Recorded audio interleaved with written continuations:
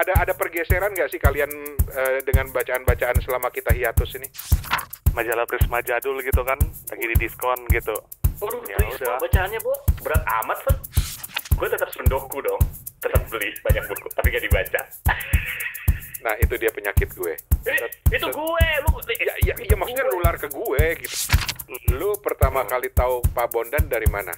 Gue pertama kali tahu Pak Bondan ya dari Kiat ini, karena bokap gue dulu beli buku ini.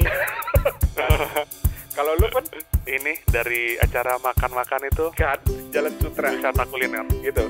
Sementara gue taunya Pak Bondan itu salah seorang jurnalis investigatif yang keren.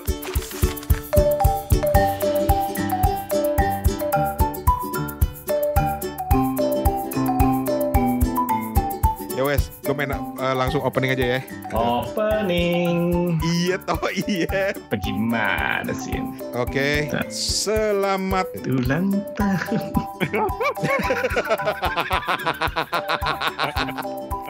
Udah direkam belum? Halo, apa kabar teman-teman? Kita ketemu lagi di Kepo Buku setelah sekian lama. Nggak usah ditanya kenapa, nggak usah ditanya kemana. Tapi kita ini Pak harus jujur kenapa kita nggak muncul secara on air Ya, gitu. kalau gue kan karena kesibukan ini hijrah. Alah hijrah cuman sehari ngangkut aja. Enak aja lu, buset, prosesnya sebulan itu buat pindahan doang. Enak aja. Masa sih? Iya, apalagi di tengah COVID kan lu harus karantina lagi, barang-barang lagi. Barang-barang gue baru datang 2 minggu lalu dari Bangkok. Lagi lu barang-barang banyak banget sih. Lu itu ya, lu apa namanya pakai itu ya? Kontainer lu ya? Iya, kontainer. Iya pakai kontainer. Kalau lu tok. Kita kan sebenarnya kita nggak mau ngaku aja sama pendengar Kepo Buku. Kita kan bertiga sibuk off air. Laga. Banyak undangan kita. Emang iya tok. Itu dapat undangan. Jadi buat teman-teman yang pengen ngundang-undang kita bertiga, nanti kita kirimin ya. Kita memang selama ini 3 bulan kita diem-diem aja. Kita banyak kegiatan off air gitu. Emang itu. Banyak jadi pembicara-pembicara di. Kok gue gak diajak tok? Lu bukannya off air juga, bukan? Enggak ya? Terus Steven juga gitu kan banyak off airnya. Gitu. Kalau ditanya Toto emang kayak gitu tuh. Susah membedakan yang bener apa enggaknya. Jadi buat teman-teman yang pengen undang kita untuk acara-acara fair, silahkan dilihat di link di bawah ini. Alah, Jangan telat karena Senin harga naik. Steven, Yep. kemana aja, Ven? Iya di rumah aja. Tapi kalau misalnya teman-teman nungguin kita banget ya, ya harus ada yang didorong gitu ya, biar tiap minggu keluar. Baru kata mobil dorong. Steven tuh diantara kita tuh paling siap gitu loh. Cuma masalahnya Kepo Buku itu kan all for one and one for all gitu. Kalau kalau malas satu, malas semua gitu. Tapi kalau rajin satu belum tentu yang lain rajin kita aja. Tapi kalau ditanya, Tok gimana Tok? Wah gila nih, gue lagi gila nih sibuknya. Pasti Steven yang pertama nyeletuk. Ya udah ntar aja deh, tunggu Mas Toto aja. Nunggu Mas Toto. Gue suruh jalan dulu ya gak mau. Mana sih? Tapi oke lah, kita akan mencoba berusaha lagi untuk hadir secara rutin. Entah bagaimana caranya, nanti kita akan cari caranya. Karena memang kesibukan lagi agak-agak gila-gilaan belakangan hari ini. Tapi tidak mengurangi hobi kita membaca. Seperti di episode ini, kita akan kembali mengajak teman-teman untuk membaca buku berdasarkan rekomendasi dari kita masing-masing. Cie yang baca buku.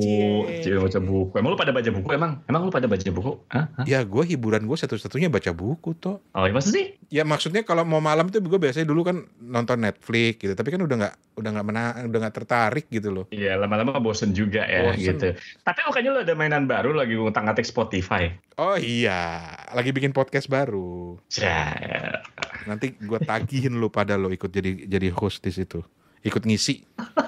Jadi ntar lama-lama orang bingung. Ini sebenarnya kita tuh host yang mana gitu ya. Tapi tenang.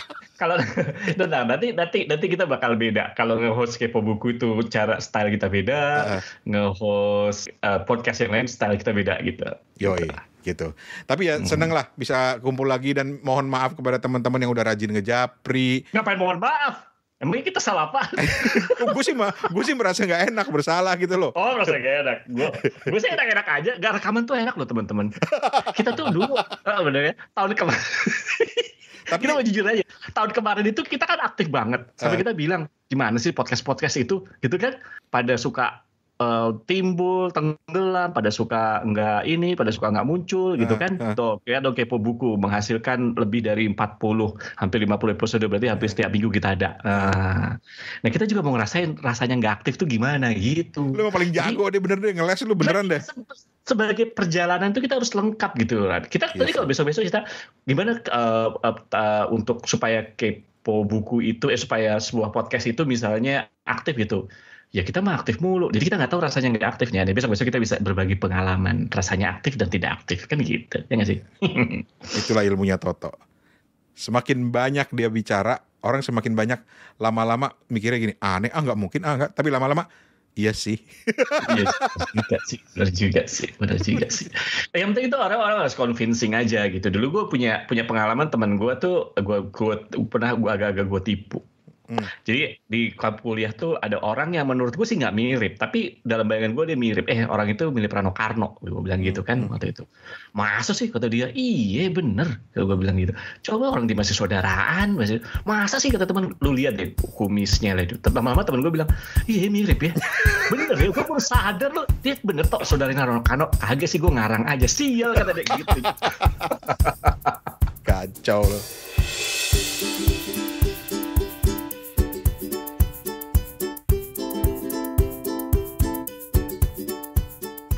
Ya wes, jadi hari ini kita akan hadir dengan beberapa rekomendasi buku.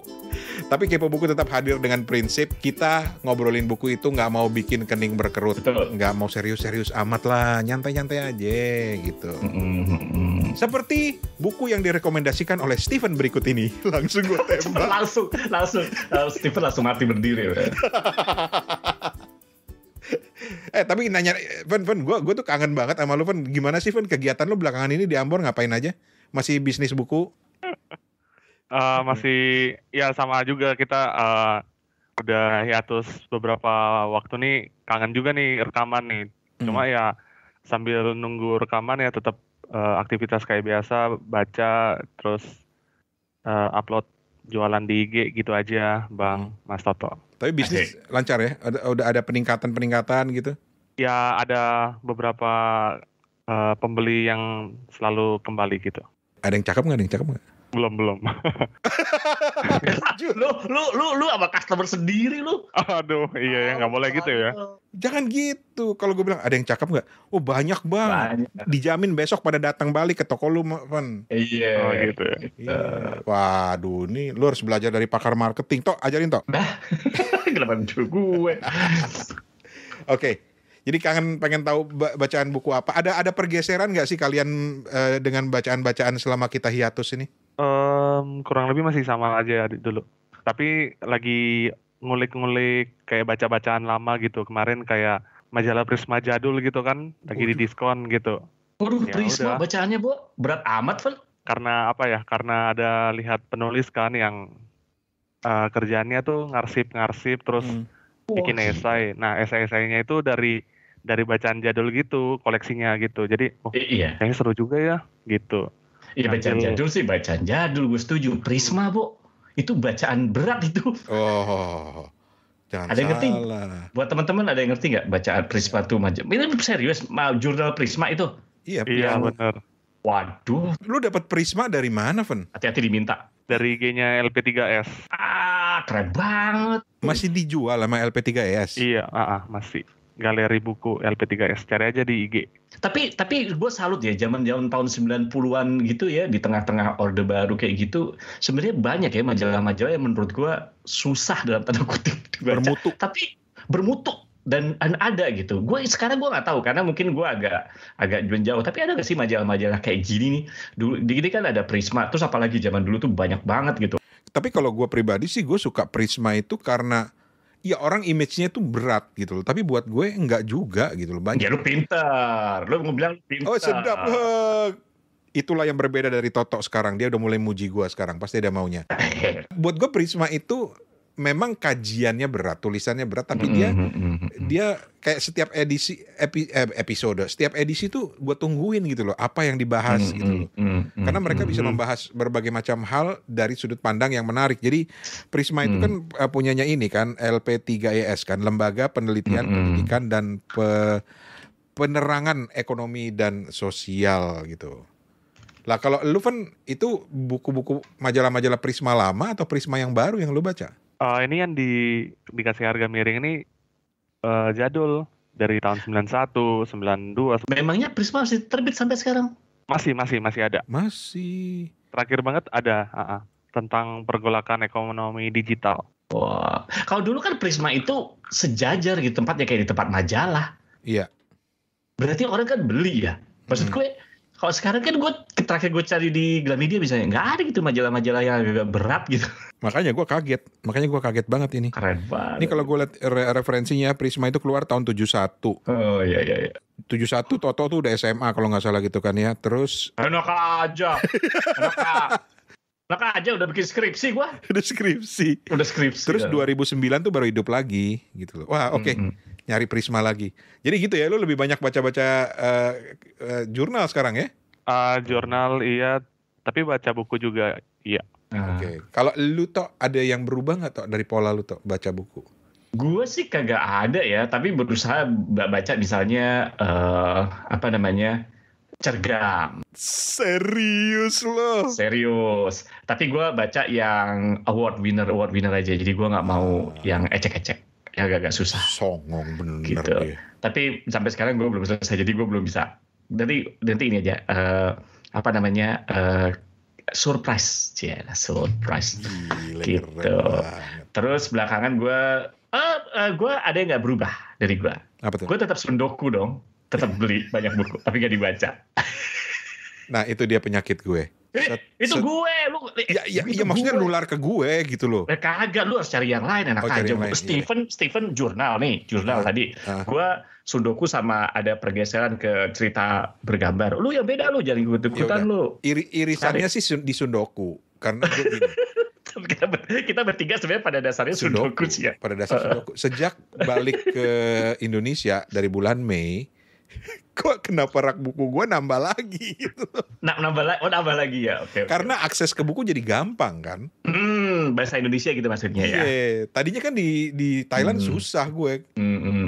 Betul. Dan udah 2 tahun terakhir pandemi itu kan mau ke Kinokuniya aja berat gitu. Bukan berat tapi susah gitu karena ditutup segala macam. Begitu di sini buka Tokopedia, buka Shopee, ada buku. Betul. Langsung gue beli.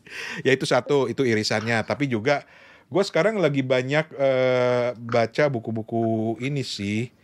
Aduh diketawain sama Toto nih. Religius. Iya, serius. Oh cek. Gue baru namatin bukunya Haidar Bagir. Yang tentang filsafat Islam bukan? Bukan. Wah, berat. Enggak.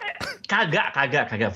Filsafat Islamnya Haidar Bagir itu enggak berat lagi. Enteng banget, orang bukunya tipis. Gue sempat baca gue baru nyelesain Buat Apa Sholat Haidar Bagir. Gitu. Itu bagus banget. Terus gue dapat buku dari Stephen Trocoh, itu juga bagus banget. Gue suka banget tuh. Bagus ya. Bagus, gue suka banget Trocoh Mas Budi Warsito. Thank you banget ya, Van. Iya. Terus buku anak. Buku anak. Nah, maksudnya ntar gue ceritain apa yang istimewanya. Balita mah gak ada bukunya. Masa Balita gak ada bukunya? Orang gue juga beliin buat keponakan gue, lu ngaco. Ada ya? Balita ada bukunya? Ya ada Bapak. Oh yang halamannya tebel-tebel ya? Oh. Ya zaman gue Balita dulu masih ngorek-ngorek tanah Pak mainannya Pak. Galasin ya? Main galasin.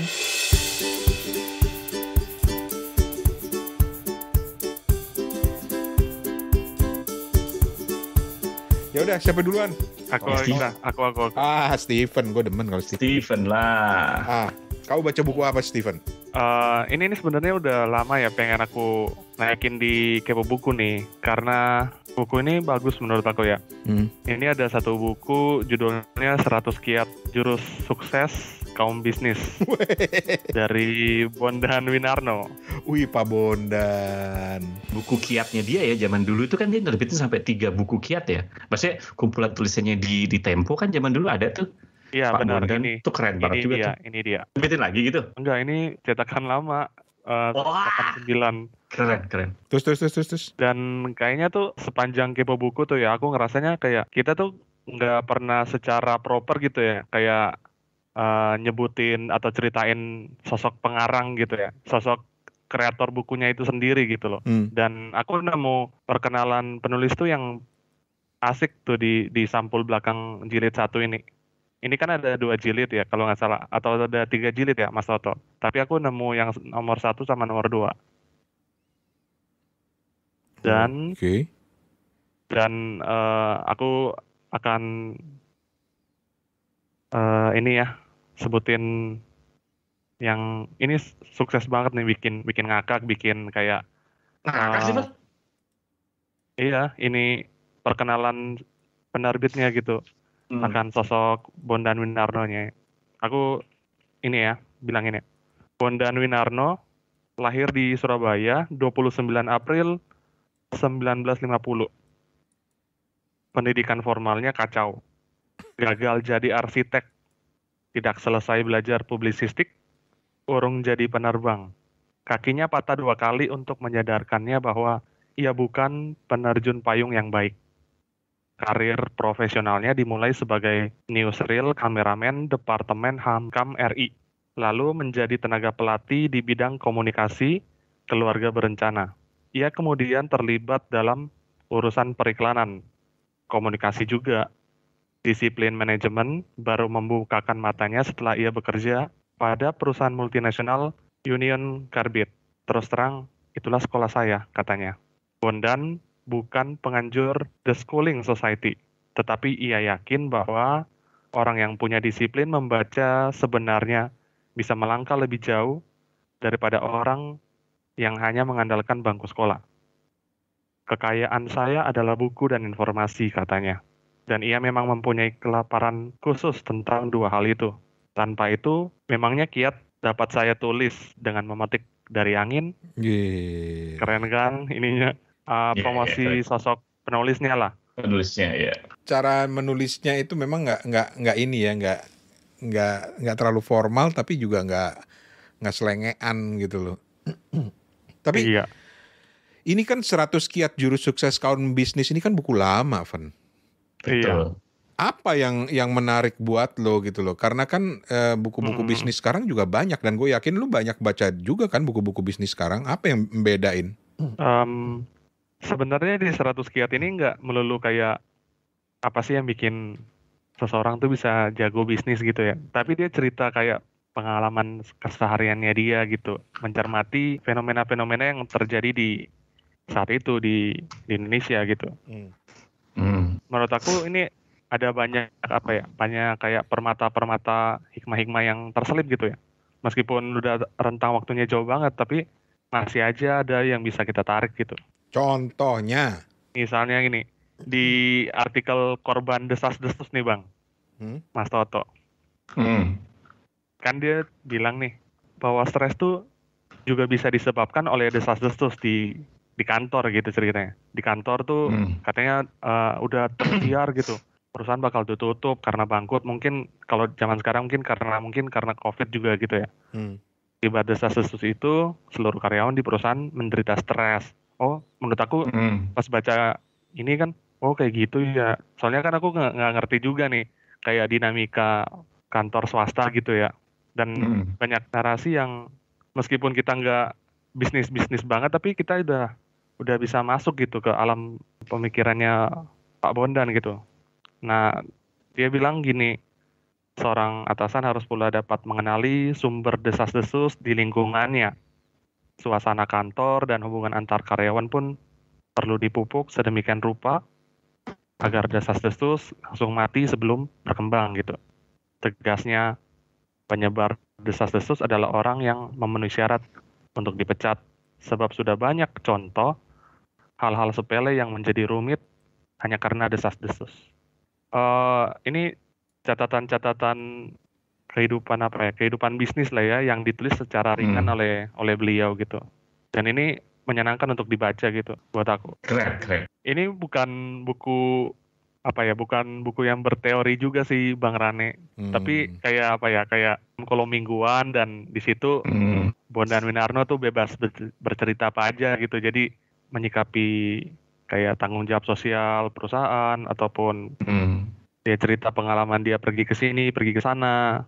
Terus dia cerita insight-insight yang ditemukan lewat majalah-majalah internasional gitu. Yang mungkin waktu zaman 89 gitu masih jarang untuk didapat gitu ya informasinya. Nah, itu kata kuncinya Stephen yang terakhir tuh. Apa tuh? Tahun 89. Jarang masih dapat informasi, belum seperti sekarang. Karena coba perhatiin deh Pak Bondan, Tok. Lu pertama kali tahu Pak Bondan dari mana? Gua pertama kali tahu Pak Bondan ya dari Kiat ini, karena bokap gua dulu beli buku ini. Kalau lu Fen? Ini dari acara makan-makan itu Kan, Jalan Sutra. wisata kuliner. Gitu. Sementara gue taunya Pak Bondan itu salah seorang jurnalis investigatif yang keren, yang bukunya yang buat gue itu keren banget, yaitu yang ketika dia membongkar kasus Bre-X. BX, betul. Gitu kan? Tapi justru gue tahu dia sebelumnya, karena pada sebelum dia nulis BX itu dia udah nulis Kiat kan sebenarnya di Tempo, benar kan? Betul. Nah, yang menarik itu wartawan-wartawan zaman dulu itu dia bisa nulis apa aja gitu loh, dan bagus. Kalau lu lihat koleksi bibliografinya Pak Bondan ya, yang gue baca di Wikipedia nih, dia pernah nulis sejarah soal Kartini, tentang lingkungan hidup pernah. Dia punya buku kumpulan cerpen 100 kiat jurus sukses kaum bisnis, yang sebetulnya itu kan kolom-kolomnya dia ya, Fen ya. Betul. Gitu. Terus ada buku tentang PT Pembangunan Jaya, ada kiat menjadi konglomerat, juga ini pengalaman dari grup Jaya. Terus dia Bre-X tahun 97 tuh dia nulis buku tentang itu. Terus juga terakhir menjelang beliau meninggal itu nulis banyak tentang makanan gitu. Jadi segala macam bisa gitu loh wartawan-wartawan zaman dulu itu. Apa yang ditulis gitu ya? Dan bukan sekedar asal tulis, tapi benar-benar bermutu. Dalam gitu, karena mereka menguasai prinsip dasar menulis. Itu yang keren sih. Yang ketika sekarang informasi itu sudah banyak, sudah berlimpah, kan sebetulnya logikanya harusnya lebih gampang kan nulis kan. Gitu.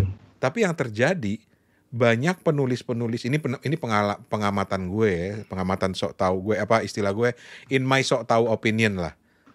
Banyak penulis-penulis sekarang yang justru lebih banyak main copy paste gitu loh. Mereka tidak punya kemauan untuk menulis ulang cerita itu gitu.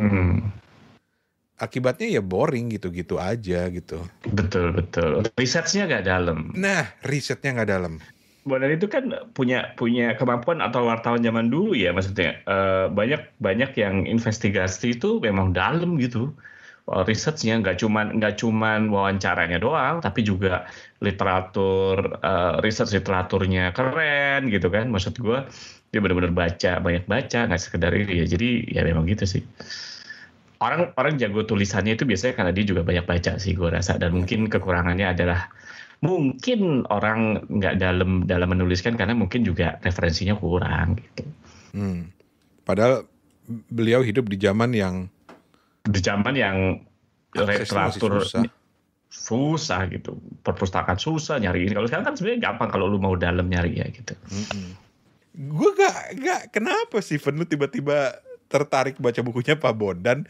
Apa gara-gara lu dia di cerita makanan, terus tiba-tiba lu kaget kok ada buku bisnis atau gimana? Ini sebenarnya kayak semacam upaya mengingat beliau gitu ya, upaya mencari karya-karya beliau lainnya gitu yang mungkin nggak pernah aku tahu gitu sebelumnya ya. Di tahun ini kan ada peringatan beliau juga kan, dan di situ malah menjadi titik kayak aku untuk mencari karya beliau gitu, selain yang kayak tadi Bang Rane bilang kayak Bre-X gitu. Iya. Mungkin kalau generasi yang sekarang atau kemarin-kemarin 2000 kenal Pak Bondan ini gara-gara maknyusnya. Padahal beliau itu, iya bener gak sih? Orang kalau terlalu nggak kenal beliau, jangan-jangan beliau tuh ini banget tuh apa namanya pakar kuliner. Nah kagak, Pak Bondan itu justru lebih ya itu wartawan senior gitu ya Ren ya, dan nggak sekedar wartawan gitu yang memang dia researcher kalau menurut gua sih, peneliti dalam artian ya dalam tuh bisa ditulisin gitu. Coba lu setiap minggu lo beliau tuh bisa dulu nulis kiat ini ibaratnya kalau lu nggak punya background yang kuat, pengamatan yang kuat sama studi yang kuat, nggak nulis kiat kayak gini kan nggak gampang gitu. Iya. Nah, ini buat teman-teman yang belum tahu, rubriknya yang salah satu yang terkenal oleh Pak Bondan itu ya rubrik kiat di Tempo ya. Dan di Tempo ya, gue nggak bicara masalah misalnya lu memang banyak kan misalnya majalah swasembada gitu, memang majalahnya tuh majalah bisnis.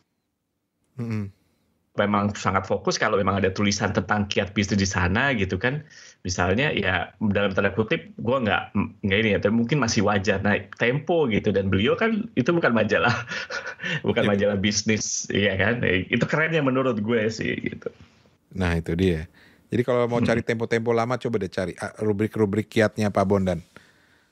Itu dulu itu ya, kalau ini gue diprotes Arif ntar nih kalau gue ngomong kayak gini. Tapi dulu itu ya, gue baca Tempo itu from cover to cover loh. Maksudnya lu coba baca covernya doang apa gimana?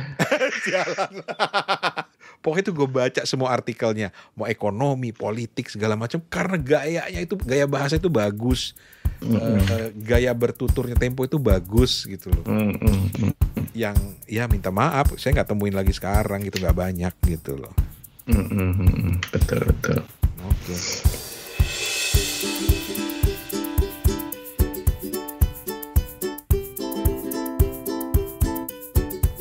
Keren. Seneng Steven banyak bacaan yang gue berharap, wah ada buku baru nih, ternyata bukunya Pak Bondan. Sebelumnya tadi dia cerita Prisma. Iya nih.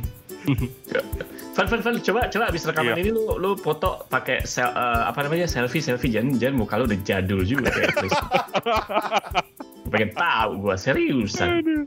Lu kenapa sih Van suka nyari buku-buku jadul sekarang Van? In some case kayak karena pengen tahu sosok penulis gitu aja.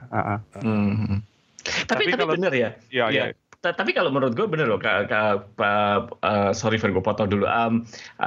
Pertanyaan Rani gitu. Kalau gue misalnya gitu, Ran lu ngapain sih tiba-tiba pengen baca majalah lama? Karena menurut gue kalau gue pengen baca Prisma ya karena mungkin gue pernah mengenal majalah itu kan gitu ya Ran ya.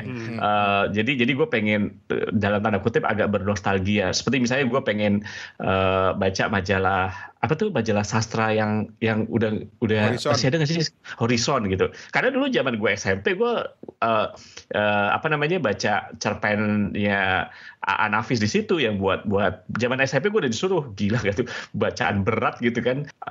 Tapi gue bingung gitu, Steven kan generasi yang agak kekinian gitu ya, tiba-tiba lihat Prisma gitu. Mungkin sama kayak gue tiba-tiba ngulik majalah tahun 60-an yang gue sama sekali dulu belum pernah ada gitu kan. Atau Toto tiba-tiba bongkar-bongkar majalah Mangle gitu. Mangle itu apa? Lu gak tahu majalah Mangle? Mangle apa sih? Coba Google Mangle. Majalah kebudayaan. Woi, anak yang lahirnya udah lewat dari zaman lu aja tahu, toh. Oh, majalah Sunda. Wih, keren banget nih. Keren kan? Dalam bahasa Sunda loh. Keren nih. Iya, tapi itu yang menurut gua ya di zaman segitu yang kok bisa ya kayak gini tuh bisa. Zaman sekarang justru gua nggak tahu apakah gua yang udah nggak update lagi gitu kan. Zaman dulu itu kan kalau boleh dibilang daya beli lebih rendah nggak sih dari sekarang, benar nggak sih? Kalau boleh dibilang gitu. Tapi majalah-majalah kayak gini tuh bisa ada gitu, dan gak cuma ini kan, majalah daerah yang dari Jawa juga banyak kan gitu. Maksud gue kok bisa sekarang kok malah kayaknya banyak majalah yang mati, terlepas dari era digital kayak gitu. Tapi seharusnya kan kalau misalnya ada ya seharusnya ada dong gitu kan, majalah dalam bentuk digital tapi bahasa Sunda misalnya kayak gitu. Apa mungkin gue yang nggak ngerti ya mungkin. Nah gue malah jadi penasaran ke Steven, lu nanya lu Van, Lu kan jadi banyak baca buku Prisma, dan Prisma lama pula yang lu baca gitu kan ya. Bukan Prisma yang baru. Atau misalnya bukunya Pak Bondan gitu. Lu nemuin gak sih ada yang menarik dari sisi gaya tulisannya?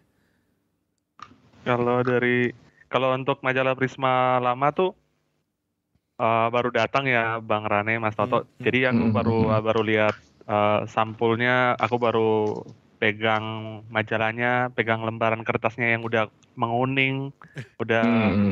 Tapi untungnya masih tetap kaku, masih tetap enak untuk dibuka-buka gitu. Nggak layu gitu kertasnya ya. Masih ini. Cuma ya kalanya udah kertasnya udah kuning gitu. Sampulnya bagus, looks gitu. Kalau untuk masalah bahasanya, aku kira dari satu artikel yang aku lihat itu ya, sebenarnya nggak jauh beda dengan penggunaan bahasa sehari-hari sekarang ya. Itu menurut aku. Karena apa ya? Karena mungkin itulah indahnya bahasa Indonesia gitu ya. Karena apapun yang diceritakan, apapun yang dikarang dari zaman 10 tahun lalu mungkin atau 20 tahun lalu masih tetap kayak renyah untuk dinikmati gitu. Tapi gaya tulisannya menurut lu ada yang berbeda nggak dengan sekarang? Atau jangan-jangan gue hanya seorang grumpy old man yang selalu bangga dengan eranya, padahal nggak ada bedanya gitu loh. Oh gitu. So far belum sempat nemuin mengamati. Cuma untuk kasusnya Bang Rane, untuk Pak Bondan, untuk Pak Bondan tuh nulisnya tuh luas banget, kan? Iya, betul. Ya kan? Iya. Coba nanti dipelajari Prismanya ya, baru kasih tahu gue ya. Atau lu cari tempo-tempo lama lo baca. Karena dulu majalah apapun, ya mungkin juga karena gue tinggal di daerah transmigrasi, jadi nggak pernah punya banyak akses. Jadi kalau ada majalah datang, gue bacain semua gitu loh, cover to cover gitu. Itu karena menurut gue tuh bercerita gitu loh. Itu sih menurut gue gitu. Jadi ya oke lah. Coba lu riset majalah-majalah jadul zaman dulu, Van. Misalnya majalah Aktuil gitu. Nah, lu mancing lagi kalau ngomong Aktuil. Ada nggak koleksinya lengkap ya? Gua rasa ada, dan ada grup Facebook Aktuil loh. Ah, seriusan loh? Ada. Coba deh cari grup Aktuil The Legend di Facebook. Itu mereka suka berbagi artikel-artikel lama gitu. Nih tahun 78. Jadi ada rubrik hari ini dalam sejarah rock and roll anak negeri. Judulnya udah begitu gitu loh. Ini gue bacain ya salah satunya ya. Yang menurut gue suka banget gitu loh dengan bahasanya. Oke nih. Andi Ayamiseba sibuk mengatur para penari-penari tradisional Irian yang baru tampil bersama Black Brothers di Anchorage Pub Monas, Jakarta. Sorry, harus menunggu. Aku menyuruh mereka untuk segera bersiap-siap karena bakal mengikuti tur show BB ke Belanda, kata Andi. BB mendapat undangan dari kerabatnya yang telah lama bermukim di Belanda. Rencananya kami berada di sana selama 2 bulan. Kita show keliling Belanda dan kalau memungkinkan, BB show di Jerman, harus ke Inggris sekalian mumpung lagi di Eropa. Menurut Andi, ia sudah berbincang dengan promotornya untuk mengundang Rollis. Pokoknya aku janji sama Gito dan kawan-kawan untuk bisa mengatur Rollis untuk show di Belanda. Gito yang kebetulan hadir menyaksikan pertunjukan BB di sore hari itu cuma tersenyum. Awas lo, gua tagih nanti janjinya. Tapi mengapa nggak bawa SAS kalian? Kalian kan baru show bareng. Andi tertawa, hahaha. Kalau model SAS di Belanda banyak sekali dan bagus-bagus. Lo kebayang nggak sih orang nulis kayak begitu? Betul. Kayak cerita gitu. Itu keren banget gitu loh. Jadi gue bukan sekedar pembenaran bahwa gue sekarang jadi berubah jadi grumpy old man ya. Tapi gue memberikan fakta. Tapi memang ya begitu ya zaman dulu ya, keren banget ya gitu. Gitu. Jadi ya kau sudah berada di jalan yang benar, Van, dengan mencari Prisma, buku-bukunya Pak Bondan. Nanti cari Aktuil ya, Van ya. Cari Matra, Jakarta, apalagi ya dulu tuh yang dulu tuh waktu zaman RCTI awal-awal tuh juga ada review film-film luar negeri, tapi tuh juga ada majalahnya dulu, majalah apa lupa gue namanya, majalah tentang TV gitu. Monitor. Itu juga menurut gue Bukan, itu mah tabloid, itu mah monitor mah punyanya Arswendo kan zaman dulu kan. Gramedia itu yang siapa sih yang dulu tuh suaminya Nurul Arifin dulu siapa namanya? Oh, kok lupa ya? Ya sudah itulah. Itu kan juga wartawan. Ya. Mayong Suryo Laksono. Iya. Itu juga jurnalis keren. Dulu Mayong itu kan punya acara TV yang mengulas film-film luar negeri gitu kan di RCTI kan. Sinema. Lupa gua. Sinema. Dulu kan juga ada majalah yang berhubungan dengan itu. Dan keren-keren juga menurut gua. Tapi sebentar Bang, ya aku mau bilang kayak in my defense gitu ya. Mas Toto bisa coba lihat reportase online gitu ya di Tirto ID gitu. Mungkin gitu ya. ada beberapa beberapa tulisan dari seperti Mawal Kresna gitu yang mungkin cara penyampaian reportasenya tuh juga cukup baik, hidup gitu. Dan kalau misalnya Bang Rane bilang ketika masa-masa itu para penulis bisa mengeluarkan the best out dari skill menulisnya mereka. Dan dibandingin sama sekarang gitu ya. Mungkin zaman dulu tuh span of time-nya kita tuh bakal, kalau dibandingin sama sekarang tuh memang beda jauh nggak sih Bang Rane, Mas Toto, dan kesempatan jurnalis untuk ekstrak dan nulis sebagus mungkin tuh lebih dihargai di zaman kemarin daripada zaman sekarang gitu. Itu yang mungkin kita kehilangan banget gitu. Kesempatan untuk jurnalisnya untuk dikasih kesempatan yang bagus gitu. Dalam artian nggak terlalu mepet deadline ataupun ada kesempatan medianya gitu. Dalam tanda yang terakhir nih, ya semoga ada media-media yang kalibernya mungkin bisa membuat Bang Rane, wah ini keren lagi nih gitu kayak zaman gue. Mudah-mudahan. Tapi bener kok yang lu bilang tadi, Tirto itu bagus artikelnya, bener. Iya. Itu promising banget. Beberapa artikel di Mojok itu gue juga suka. Karena gaya tulisannya itu menghibur sih. Kita menikmati membacanya gitu loh. Bukan sekedar membaca fakta kering yang memang ciri khas jurnalistik sekarang. Karena apa? Karena lu dituntut cepet. Kecepatan. Iya. Tapi gue yakin nih majalah-majalah lama kayak gini di mahasiswa jurusan komunikasi ini pasti udah di ini ya, bedah sana sini ya. Enggak. Jadi bahan skripsi gitu enggak? Atau misalnya orang periklanan perkembangan iklan dari tahun berapa tuh kan seharusnya gitu, bukannya gitu ya? Ya minta maaf ya. Nah sekarang saya baru mengaku grumpy old man. Anak-anak sekarang tuh malas risetnya udah. Oke. Karena apa? Target yang penting lulus, dah. Iya sih. Betul. Jadi kalau ada di antara teman-teman yang dengerin ini dan merasa bahwa Bang Rane lu salah, gue punya bukti bahwa ada kok anak-anak mahasiswa yang sekarang yang tulisannya bagus, skripsinya bagus. Kita pengen tahu. Dan kenapa enggak? Sekali waktu Kepo Buku membahas skripsi loh. Oh iya, kenapa enggak ya? Iya kan? Skripsi kan buku, men. Itu karya tulis lah, yang penting karya tulis. Jadi kita pengen tahu ada nggak sih skripsi yang keren banget gitu loh, yang ditulis bukan sekedar untuk target, yang penting lulus dari ujian dosen. Betul. Pengen banget kita lihat. Kalau emang ada di antara lo yang merasa skripsi lo gue bikin mati-matian, serius banget, bukan cuma sekedar target lulus, kita mau lihat. Cerita ke kita, kita mau review. Asik. Cakep. Oke. Ya udah, untuk episode ini terima kasih banyak Steven dan Tonto. Terima kasih. Sampai ketemu lagi.